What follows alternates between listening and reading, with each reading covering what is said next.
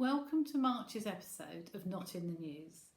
I hope that wherever you're listening across the UK and in fact across the world, because I don't know how far these YouTube episodes reach, that the days are getting longer, getting brighter, the weather is getting warmer, and that hopefully your spirits are lifting as the flowers begin to bloom and spring for us in the UK is on its way.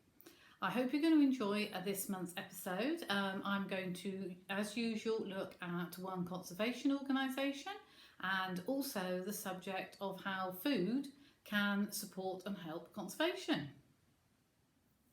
So the conservation organisation I want to chat about in this episode is Aragnac. And first of all, I'm just going to explain a little bit about why I want to share the organisation Aragnac with you today. So this time last year, we flew back from the most amazing trip to India. It was cut short by the pandemic, but in the time that we were there, it had been totally awesome. I'd never expected to fall in love with India. I honestly thought I would go out for the 3 weeks that we were booked and then not need to visit the country again and just stick with my amazing Africa, which I love so much. But certainly there is a difference. There is a difference in the love that you can share for different countries. So Africa has truly absorbed my soul and my heart. And when you're there, there is very much a peace that I find. I think the peace that you find when you're in Africa is due to the vast amount of space, the fact that everything is of a much slower pace and it's very calm. The people are very relaxed. And in fact, you are just that small cog in a very big wheel of life as it goes on around you. You are always very much a visitor into those animals' habitats. And in contrast, the small cog that you are when you go and visit India is part of this myriad of colours and sounds and sights and smells and a fast pace and absolutely seem to capture your head as well as your heart. I absolutely loved being absorbed in the culture that was around, and it just absolutely fascinated me. The people were incredibly friendly, absolutely wonderful, and I just fell in love with a place that is so different from Africa, and was very sad to leave early and not to have seen all that I'd wanted to see. But we had done incredibly well. We had seen leopard, we'd seen wild dogs, looking very different from the African wild dogs. We got to see sloth bears, elephants, even otters. They were great to watch. We also got to see an amazing myriad of birds, an amazing list of species that I couldn't even begin to start to share with you because there are so many.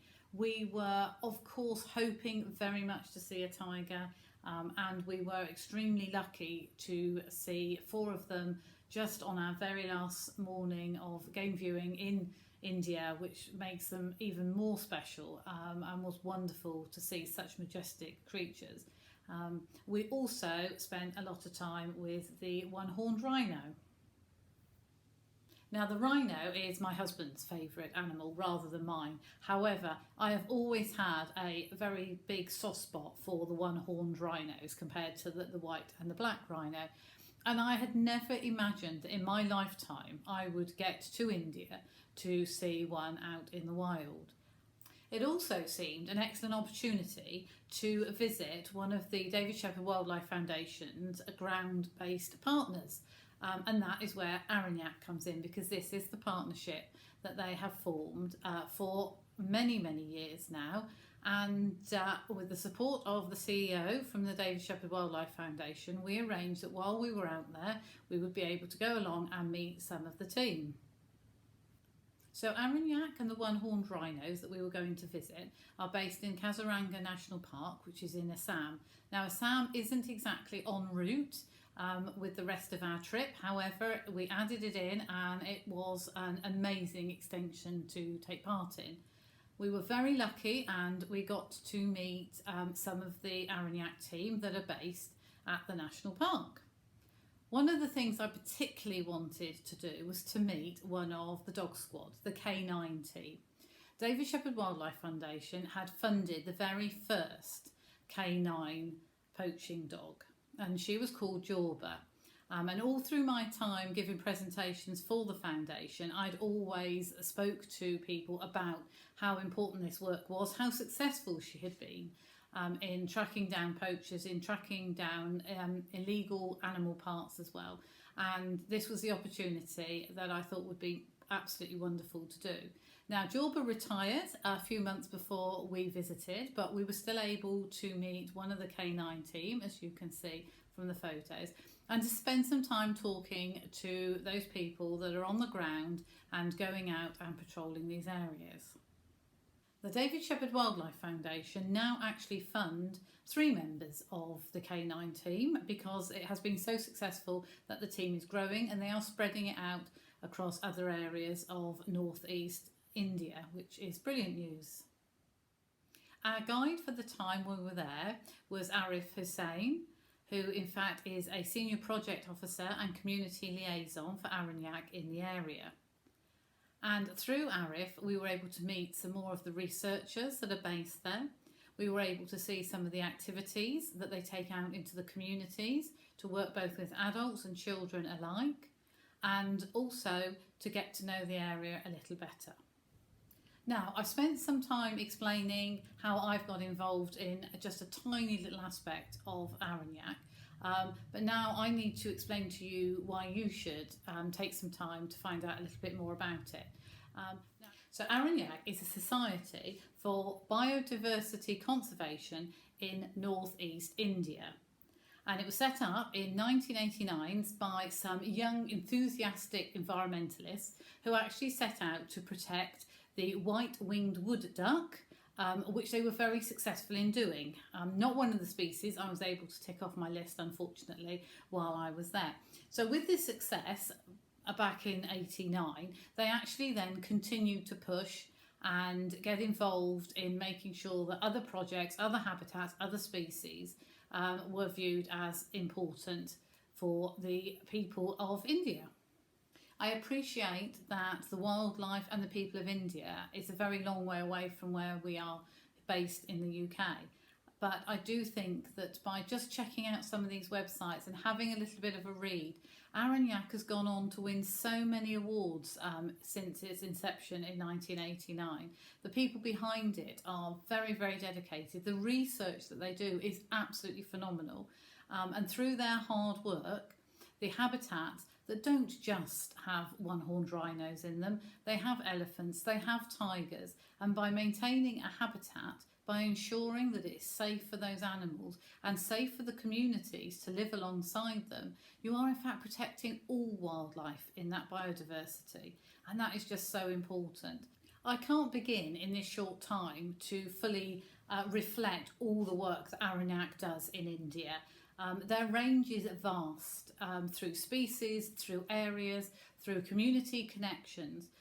All I can do is to recommend that you go and look at their website, sign up for their e-news. Certainly if you're on Facebook, search them out on Facebook, where you actually get an opportunity to see them out in the field. You can see the groups that they are visiting and the different subjects that they are imparting on them. So sometimes it is about farming, sometimes it is about wildlife control, sometimes it is about surveying the area and getting species numbers. It's such a wide variety, and recently they did a Rhino Comes to School Day, where again they help children understand the importance of their own local wildlife, which, as we know, is a core and fundamental element of what the David Shepherd Wildlife Foundation believes. So definitely, please do check them out. They have some excellent videos on YouTube as well, so if you actually want to see some of this in practice. I know India seems a long way away, and the species so different from our local wildlife. So I'd really appreciate it if you get a moment to check them out and perhaps sign up to find out more about them.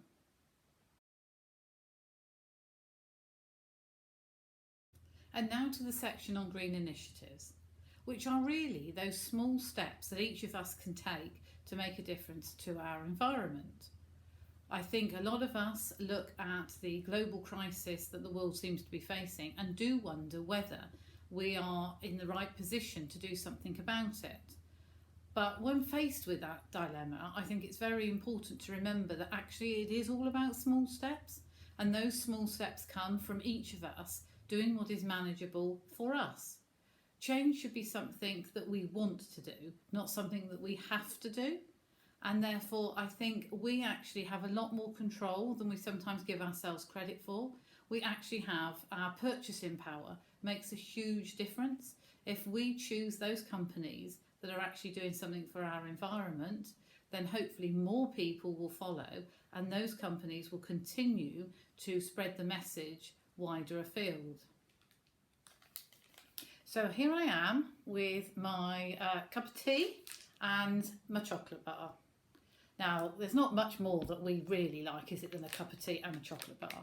And I know that it's not the first time I've spoken about chocolate. In one of my other episodes, we looked at Tony's Chocolonely. Please note, this is a complete bar and not one that I've already eaten, as usual. And remembering that the philosophy behind Tony's is about the fair trade, but also about the fact that it is produced in the most ethical and environmental way.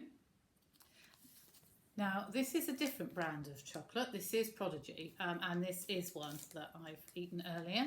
I didn't actually go out and buy Prodigy. It came as a pack with other things.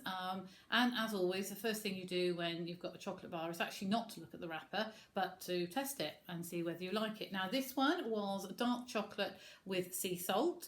And was actually really delicious. So at that point, I then picked up the wrapper to see what I was actually eating. And initially, I was very pleased to see that it was vegan. I personally am not vegan, but I do have friends who are vegan, and it's always really nice to find things that I'm able to buy them as treats, knowing that I can fulfil their philosophy that they wish to follow. But the wrapper goes on to say that in fact it's plastic free. While I'm hugely into looking for plastic free alternatives, sometimes it seems harder than others. No refined sugar, so should be slightly better if I'm going to carry on eating chocolate. And it's made in the UK. So all in all, this seemed like a really good product. So I've eaten it and I liked it. I've looked at the wrapper and it has intrigued me. So as always, I moved on to the website.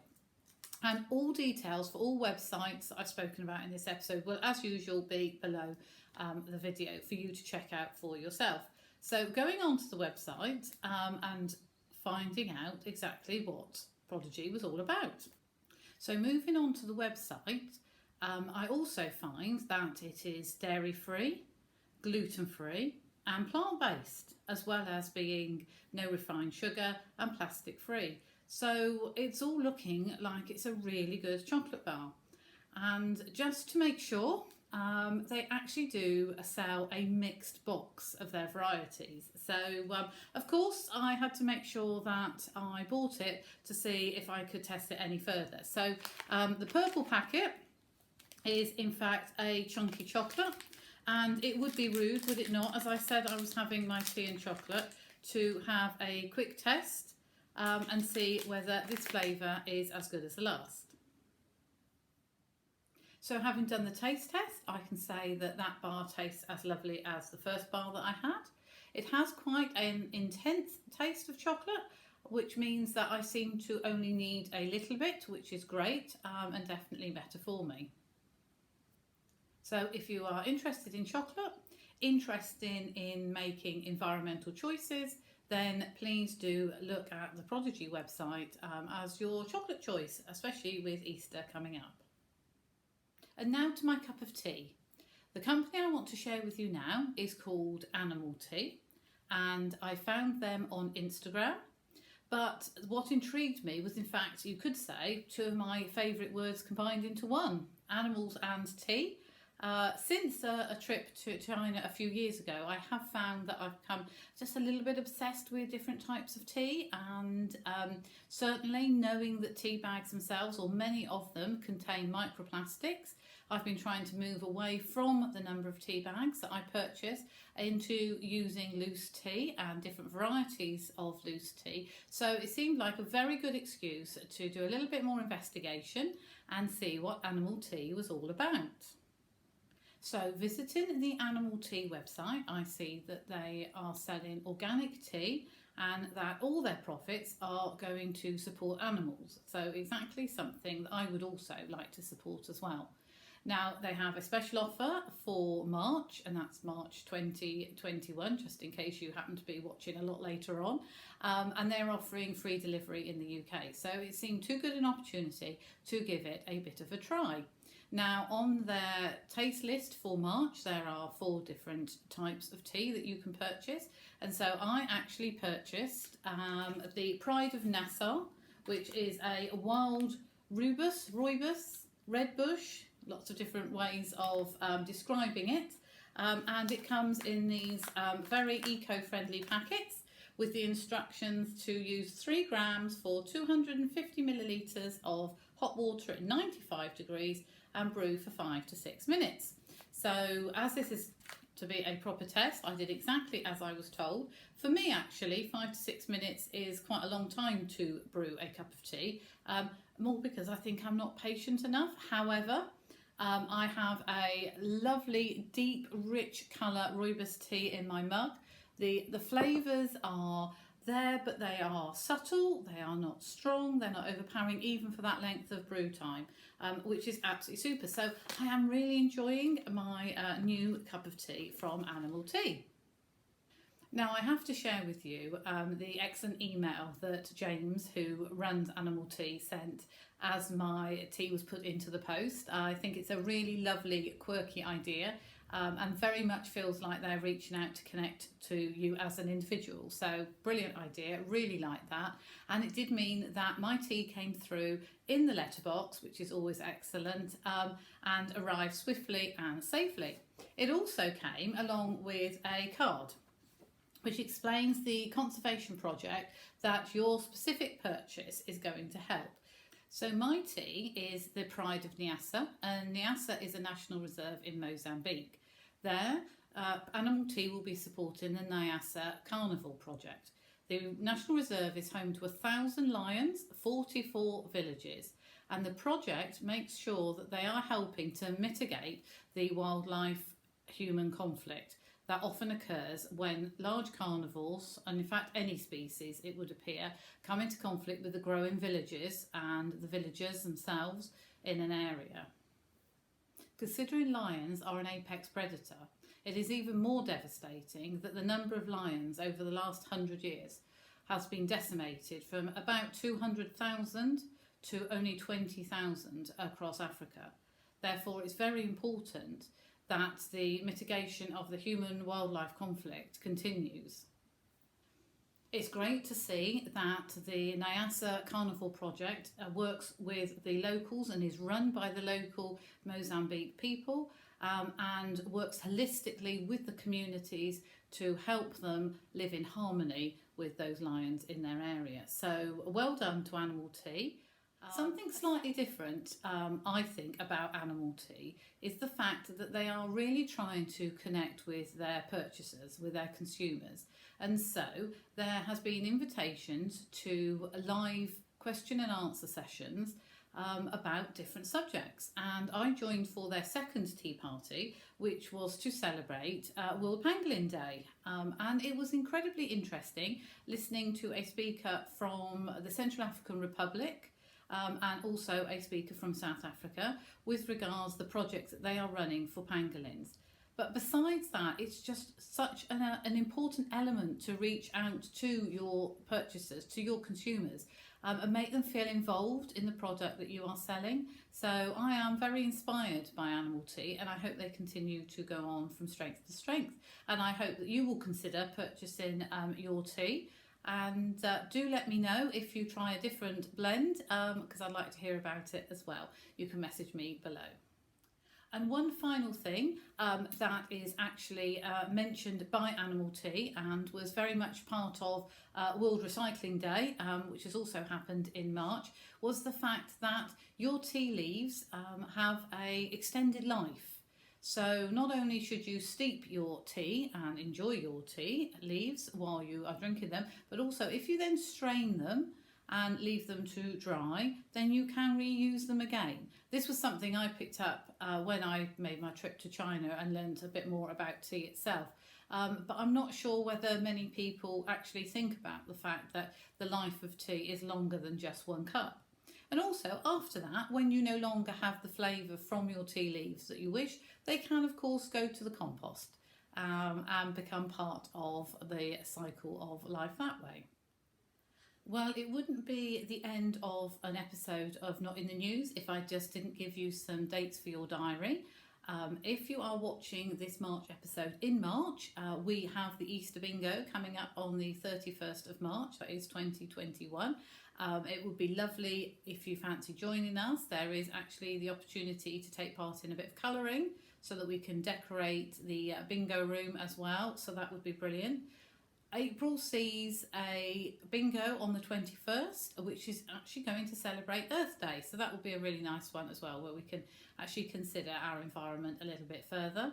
And of course, really importantly, May, there's going to be another community online auction for the David Shepherd Wildlife Foundation.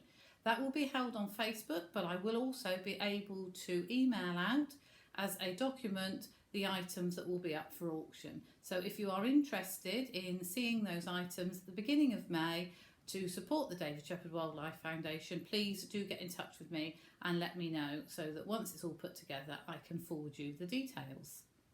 My Just Giving page is live all year and is in fact there for you to use as a notice board to double check the dates and the events that are going on. I would just say that it is harder to find on Just Giving than it used to be. I believe you need to scroll down about 7 rows of fundraising pages before you find mine.